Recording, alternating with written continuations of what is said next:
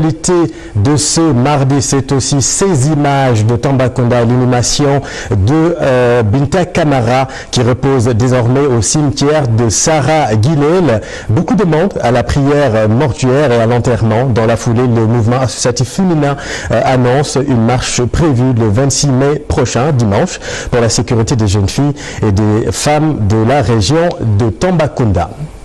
Toujours à ce propos, la police nationale a livré quelques détails sur l'investigation qui a permis d'arrêter Papa Alioune Fall. La perquisition chez lui a été déterminante. À travers un communiqué, la direction de la sécurité publique a aussi fait le point sur les nombreux accidents notés ces derniers temps. Entre autres, rien que pour le mois d'avril, 455 accidents ont été constatés. Synthèse des communiqués avec Fatima Touré.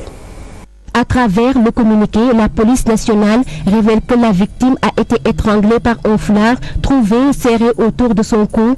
Les investigations menées sur la scène du crime et les environs ont conduit le commissaire Baldé à l'interpellation d'un premier suspect, en l'occurrence le gardien de la maison, qui sera gardé en vue de suite. Des investigations suivies des premiers prélèvements des éléments de la police technique et scientifique de Kaolack sur les lieux du crime.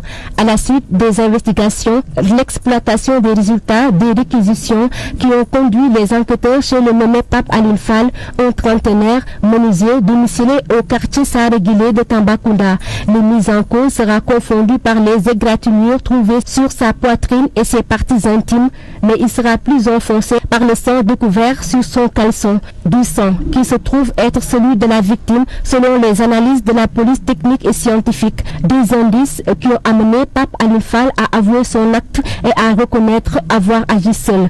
Autre découverte des enquêteurs chez le mis en cause, le téléphone portable de Binta Camara, soigneusement dissimulé dans un matelas trouvé par les circonstances. Enfin, sur les circonstances du drame, Pape Alioune Fall a profité de l'absence du gardien pour s'introduire dans la maison, commettre son forfait et se servir d'une échelle trouvée sur place pour repartir du domicile de la victime.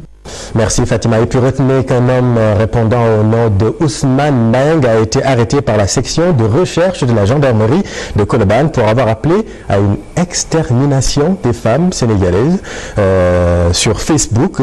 Tout est parti d'un post d'une internaute, Aïssatou Diouf, dénonçant les violences à l'égard des femmes. En réaction, Ousmane Meng lui a sorti la sordide idée de diminuer le nombre des femmes au Sénégal avant de se fondre en excuses. L'affaire a pris une grande ampleur sur la toile. Aïssatou Diouf aurait même porté plainte et le procureur s'est automatiquement saisi de l'affaire. Ousmane Meng est donc en détention. Parler d'un rétablissement de la